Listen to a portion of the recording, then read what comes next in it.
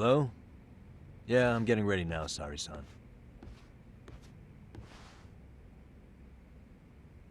Oversleep? I would never... Okay. Yeah. Alright, see you at the courthouse.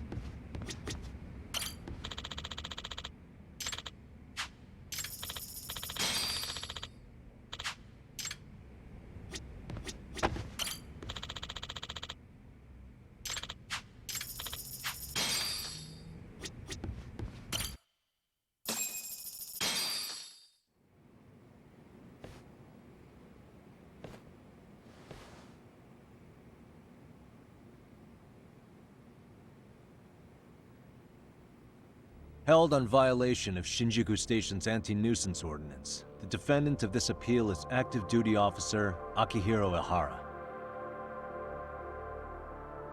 He was previously convicted and sentenced to 6 months. However, the defense wholly rejects the sexual battery charge and asserts his innocence. The prosecution points to 2 pieces of evidence to prove the defendant guilty.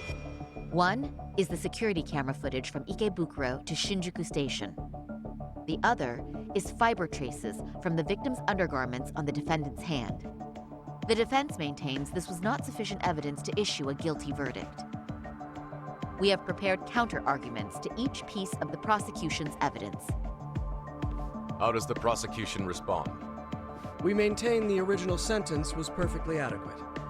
That is all. Then first, let's examine the security footage from Ikebukuro and Shinjuku Station submitted at the first trial. This is footage of Ikebukuro Station on October 7th at 7:43 a.m. The individual wearing sunglasses and a mask is believed to be the defendant. This person remains in the area for over an hour, watching as countless trains make their stops. At 9:06 a.m., he locates the victim of this case. Then he boards the train and pursues her. This footage of the station platform is from when the suspect and victim board the train car. We already saw this during the first trial. Let's not be redundant. Of course not. The victim claimed the defendant moved in a suspicious manner once the train left Ikebukuro Station, ultimately placing his hand under her skirt. After they arrived at Shinjuku Station 6 minutes later, the victim gathered her courage and grabbed his hand. However, there's a possibility the offender seen here is not the defendant himself, but a different person entirely, a stand-in. The goal was to disguise this event as an alibi for the murder which occurred in Yokohama that same morning. In other words, this instance of sexual battery was a conspiratorial fabrication. The original verdict was issued without taking this into consideration, resulting in an inadequate trial. This is merely speculation. The defense has no proof to support these claims. Precisely the issue. Yes, there is indeed no definitive proof that confirms the existence of a stand-in. However, the notion itself cannot be disproved, even with all of the prosecution's evidence. Would you care to elaborate, please? The assailant fled the train and was caught shortly after on the Shinjuku Station platform. Many nearby passengers filmed the scene, which then circulated throughout Japan. The impact may have been greater since the defendant was an active duty officer. There's no mistake that the man apprehended at the platform was the defendant. Upon arrival, station police arrested him and immediately performed a trace element inspection. With that said, there's a very real possibility the offender who ran off the train was an entirely different person, and we have the evidence to prove that.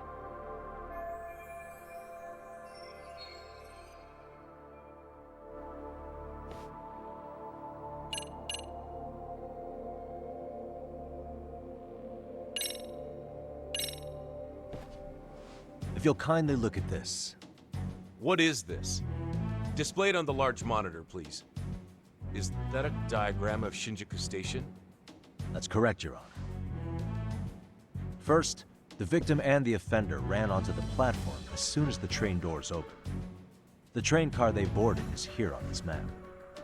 We've marked the offender's route with an arrow. The lighter areas on the overhead view are within the security camera's line of sight. More people pass through Shinjuku than anywhere on Earth in a single day. It's packed with security cameras. However, this arrow with the dotted line reveals the existence of a small blind spot. That's where the defendant and stand-in swapped places. I see. So you claim this was their opportunity? Yes. As such, I'd like to question the defendant once more over this evidence.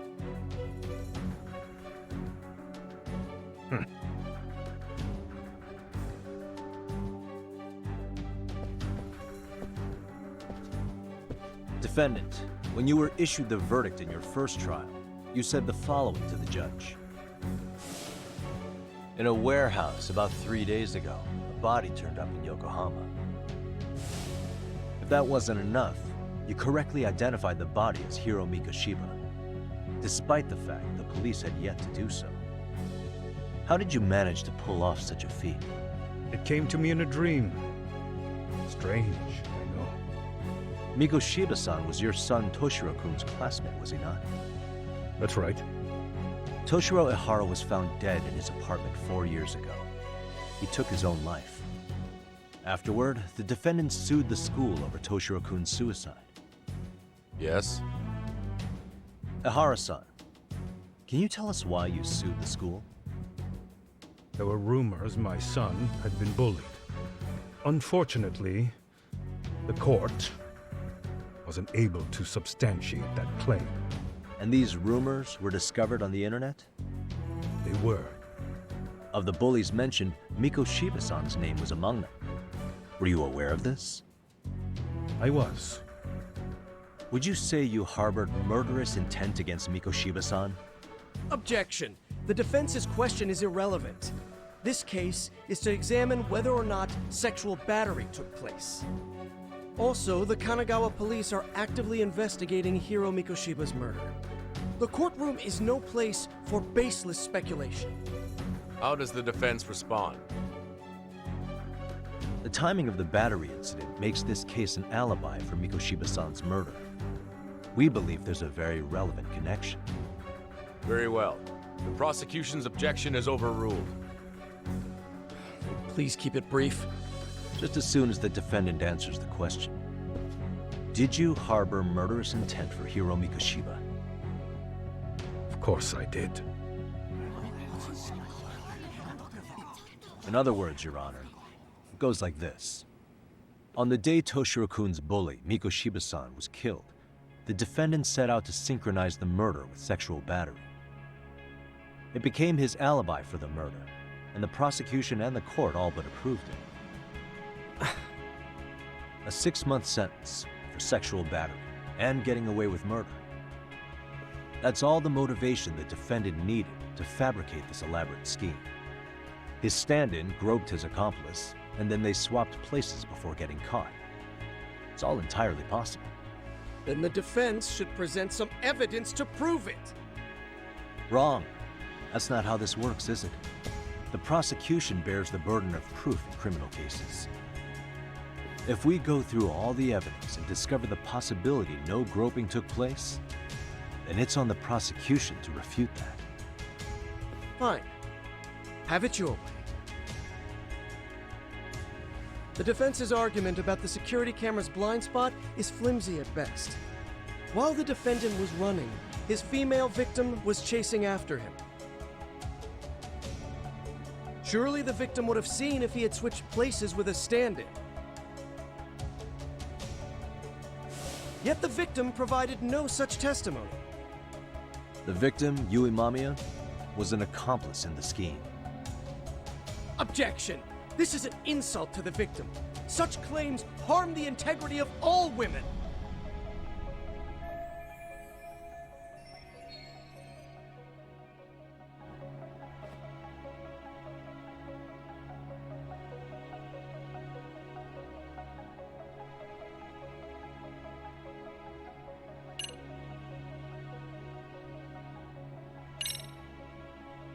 We have good reason to doubt the victim's credibility.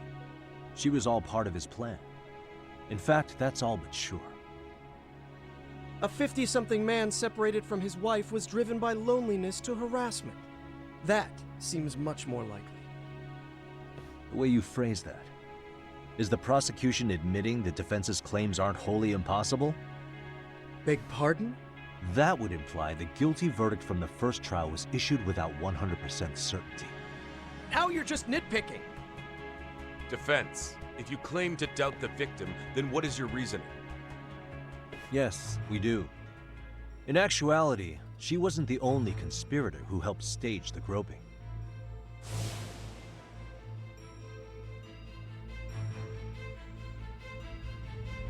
The bystander who captured the defendant, the witness who recorded the incident on his smartphone. Both men, in conjunction with the victim, were classmates from the same high school. Which means, strange as it sounds, that these seemingly unrelated individuals were in fact all acquaintances. It's clear that this was a carefully organized and planned event. Our investigation discovered they all graduated from Kurokawa Academy in Tokyo 13 years ago. Additionally, Yoko Sawa, the teacher who was killed in Ijincho, graduated from the same class. 4 years ago, she was the teacher of the defendant's son, Toshiro-kun. We believe this indicates a connection between the Kurokawa Academy graduates and this case. Of course, that's as deep as we need to go on that. We've simply presented the possibility that multiple conspirators were present when the defendant was apprehended. And as long as such a possibility exists, the defense asserts the defendant cannot be found guilty. Your Honor, may I speak? What is it? I haven't committed murder. Per my conviction, I am just a pervert who victimized a woman on the train. Everything else is in the defense's imagination.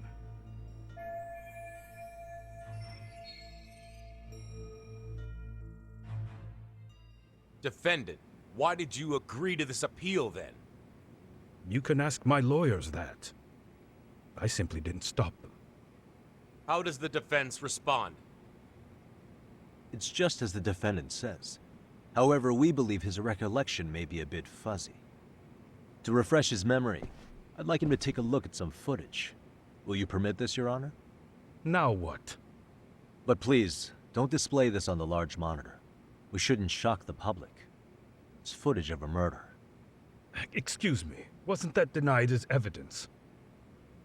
As I said, this is solely to refresh your memory. It's up to the judge whether or not we show it. Please proceed.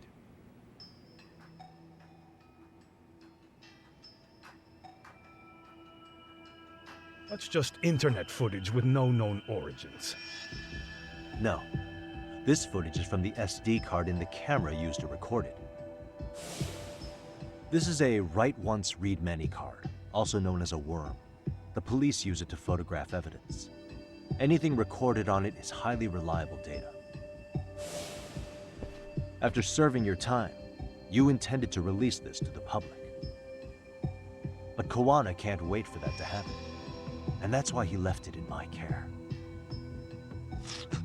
Don't kill me. Please. I'm sorry. Toshiro-kun. I'll make it up to him.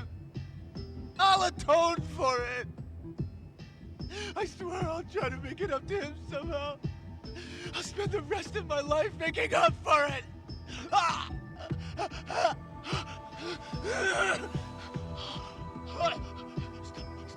Stop it! Stop it! Stop it! Stop it! Stop it!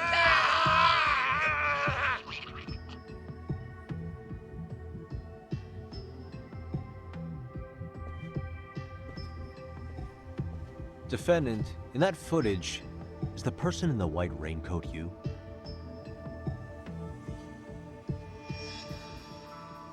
You could say it looks like me. The person you killed is Hiro Mikoshiba. According to the autopsy report, he died sometime after 7:30 a.m. on October 7th. Therefore, It can only be that the person who passed through the ticket gate shortly after at 7:43 a.m. was not you, but your stand-in. As the defense, we cannot allow our client's conviction of sexual battery to stand in light of this footage. May we continue questioning the defendant? How does the prosecution respond? Even if the footage has an irrefutable source, that alone does not prove guilt of murder. I'd just like to state that in advance. So the prosecution is denying the murder? Remind me who exactly is defending me here? Good question. The defense repeatedly mentions a stand-in, but where is this person currently? Who even are they? The person on the station's security footage was wearing sunglasses, but he looked just like the defendant. We believe he used a mask made from a 3D printer. If you look closely, the alleged defendant at Ikebukuro Station and on the train does not move his mouth at all. We learned this from sources who may have been the stand-in and the collaborators. Then we should call them to the stand to testify. No need. The defendant should know all of this already. I don't know anything about it. He said he doesn't know. So what now? The defendant admitted to sexual battery, not murder. The murder footage has excellent production value, but nothing else corroborates the defense's claims. Your Honor, I would like to request further witness testimony from the victim. Denied. Both the defendant and the victim certified the validity of the battery, leaving no room for discrepancies. It would be unprecedented for a victim to testify further in this situation. By that logic, there's no precedent for using battery as an alibi for murder either. I will admit there is a possibility, but not enough to justify subjecting the victim to further distress in court. I must once again deny the request. But... Defense, I've made myself clear. Your Honor, following the defendant's last statement, we have a few more questions. Understood. Please proceed. What's next?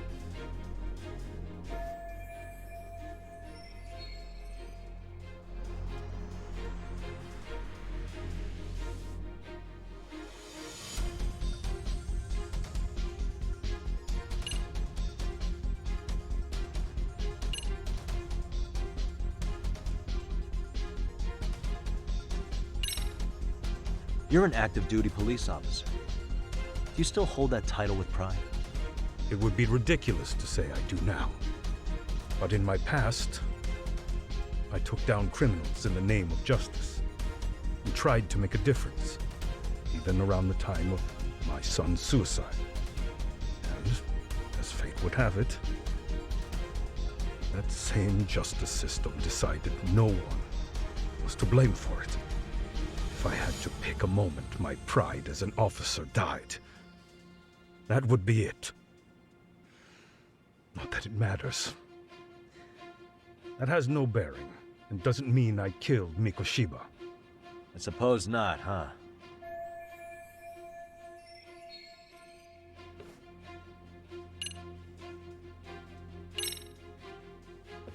As for Hiro Mikoshiba's murderer, who do you think it is? I work for the Tokyo Metropolitan Police. Anything in Kanagawa is out of my jurisdiction. All of his fingers were broken. A clear sign his killer held a grudge and intent.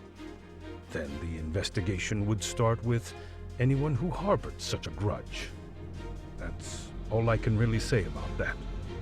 You believed Mikoshiba pushed your son to the point where he killed himself. Sounds like you have every reason to hold a grudge against him. Your Honor, this is going nowhere. The defense has been going off the rails all day. Sustained. Defense, is there anything further?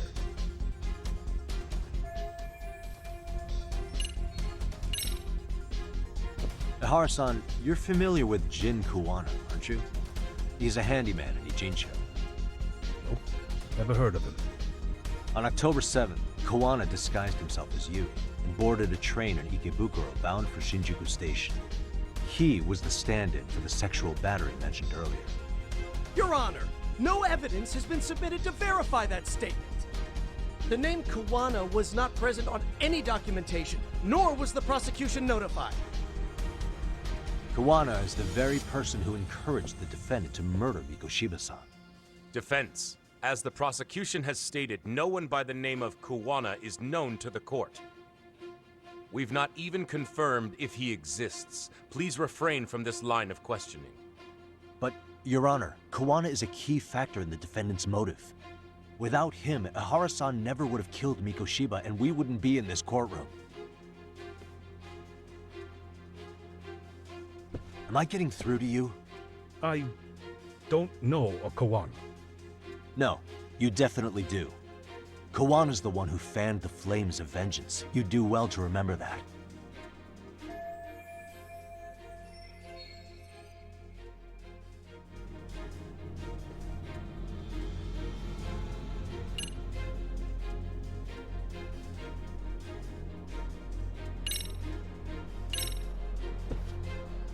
Take a listen to this.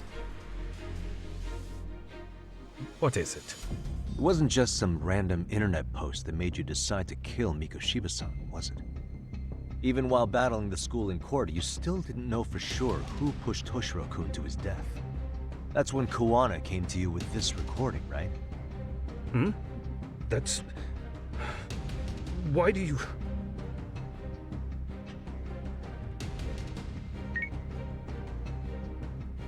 Toshiro-kun came running to the roof.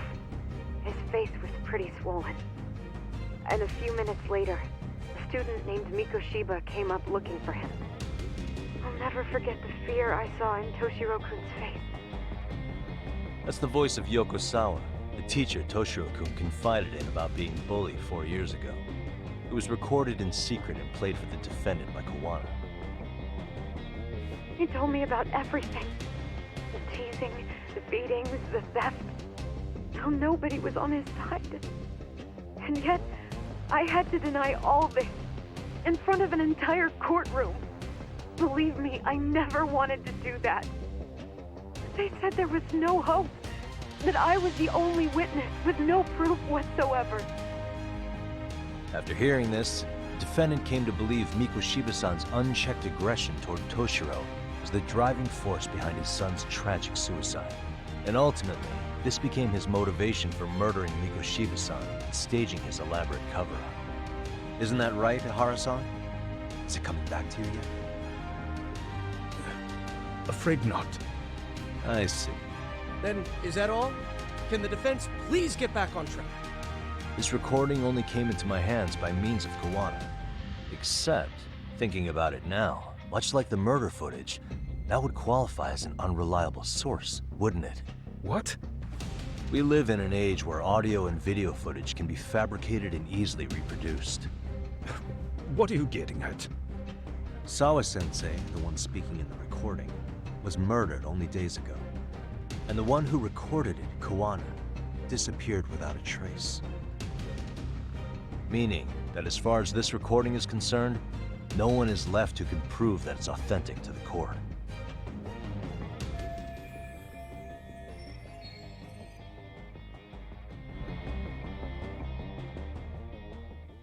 Or is my understanding incorrect?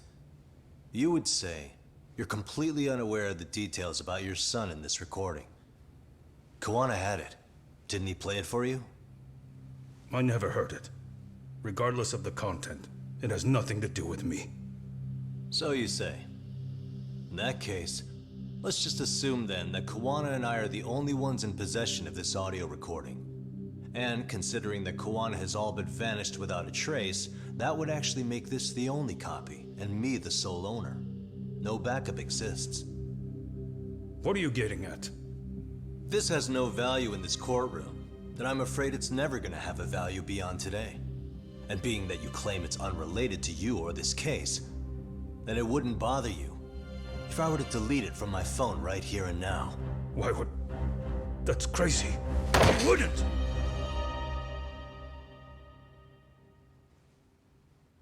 Okay.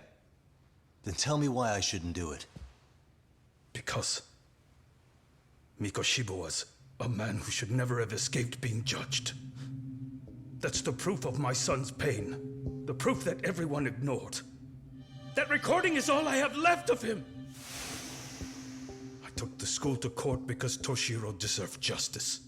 But all they could say is that the cause of his suicide couldn't be determined. In the end, not a single person was held responsible. No proof, no justice. My son was hung out to dry. Yes. That's all true. All of you. You're all so incompetent. You see yourselves as these paragons of law and justice, yet the truth slips right through your fingers. And then, my alibi made you a mockery. I made it so real. You passed me off as just another pervert. You were gullible. Every single one of you. Toshiro threw his life away and justice was blind to his pain. Mikoshiba walked free because of you. You condone murder and call yourselves the law. That's why I did it. I took Mikoshiba's life with my own hands.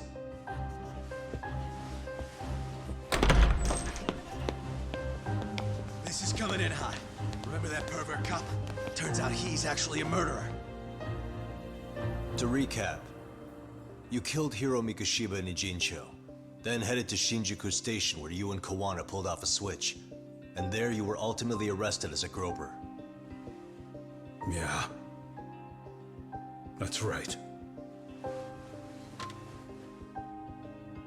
Defendant, you bear animosity for the whole system.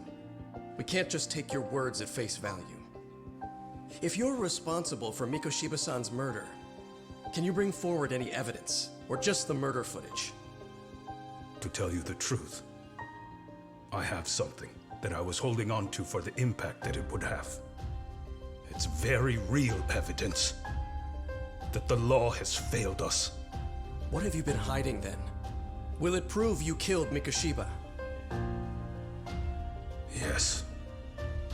Then what is it? If you go to my wife's apartment, you'll find my son's altar there. In it, you'll find the weapon I used for the crime, the knife I murdered him with. It still has Mikoshiba's blood on it. Wait a minute, Genda-sensei. I prayed at that altar. Well, I guess you can lead a horse to water. Very well then. We'll open an investigation. Defense. Will there be anything further? No matter how justified, vengeance is not something we can ever take into our own hands. That said, in the case of Ehara-san, our system failed him.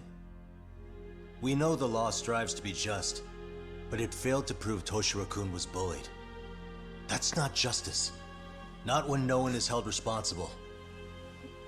The law, as well as those who enforce it, are far from perfect. So to the court, I say let this case be a lesson. The law is failing to save people who need saving. It's clear proceedings should be adjourned. At a later time when Mikoshiba-san's murder weapon is recovered, we can resume the trial. I'm willing to do that via a special exception. Defense, prosecution, is that clear? No objections. The defense rests, Your Honor.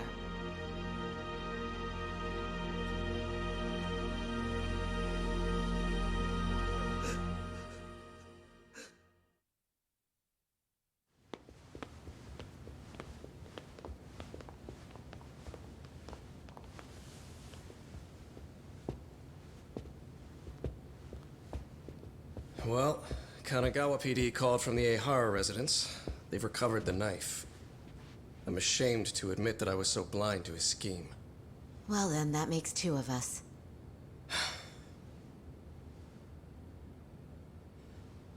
Seems I underestimated you. And the worst part of all, I was arrogant. Legal authority and organizational connections should never be held above the pursuit of truth. I'm glad you were able to make me see that again. Thank you. Nah. You've come a long way. Genda-sensei.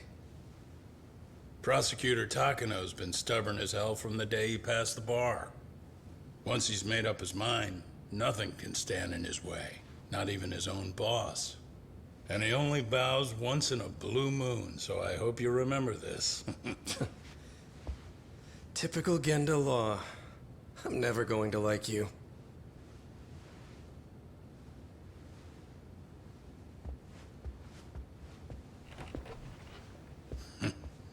You two really pulled it off. Great job.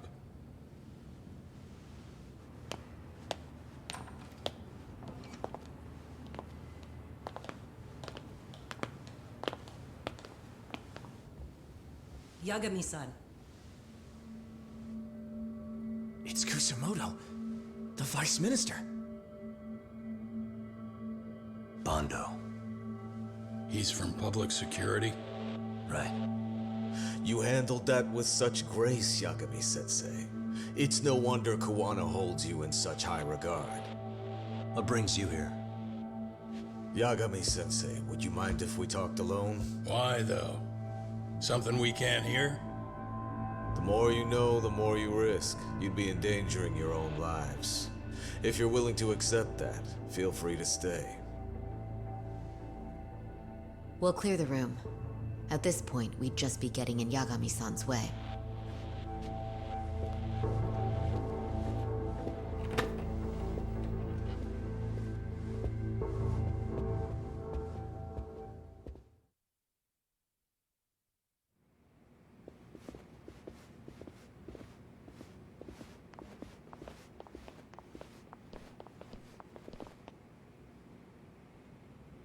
It was nearly a month ago that Kusumoto-san received a letter from Kawana, though we were unable to use it to trace him.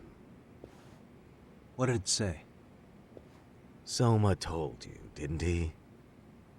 Kawana hid Shinya Kawai's body, seeing as Kusumoto-san's fingerprints and other traces were still on it. If that surfaces, the Ministry of Health will have yet another massive scandal on its hands. As such, we'd like to recover and dispose of the body as quickly as possible. Perhaps we'll need to melt it down. The body was originally preserved to maintain control over Mitsuru's bullies. I never imagined it would be used against me someday. Fine, but why are you telling me this? Because of the letter he sent. Once Ehara-san's trial is over, he wanted to talk to you. Using my phone. Huh?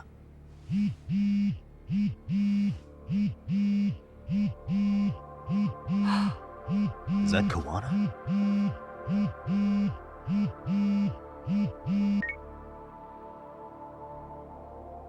Kusumoto-san, is Yagami there?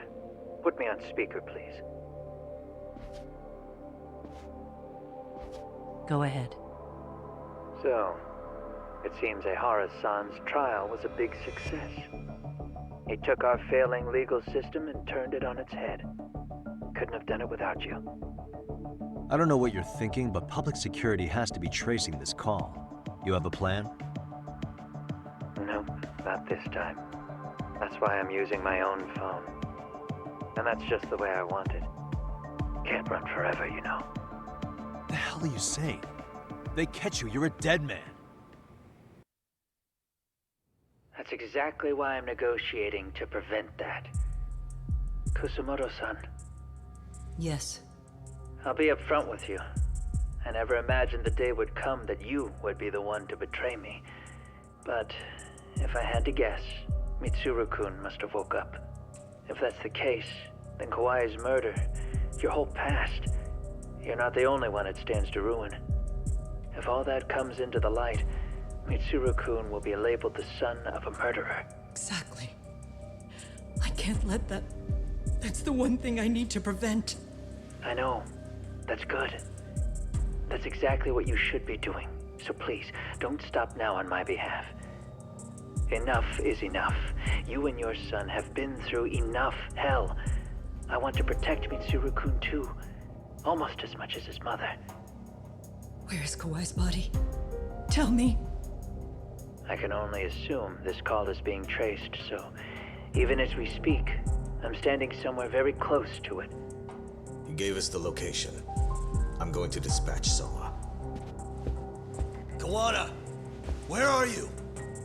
I'm in Injincho. If I take even one step out of this city, I'd be powerless. I've got nowhere else left to go. Kawana!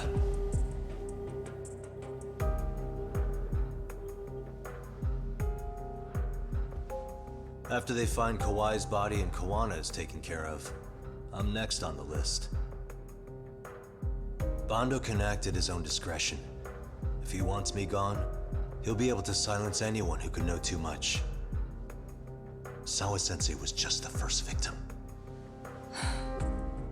You yourself have sealed this fate, you know. Will you tell him? Will you tell Mitsuru-kun about Sawa-sensei? Surely you know it wasn't my fault. Sawa-san's death was a tragedy. I never imagined that would happen. What about Kawana? Can you imagine how his death is gonna play out in a few hours? I can, but I'm not gonna let him go down without a fight. Which means, I'm going to Ijincho. I can talk some sense into Bando. I won't allow him to kill indiscriminately. So please, don't go out there to risk your life.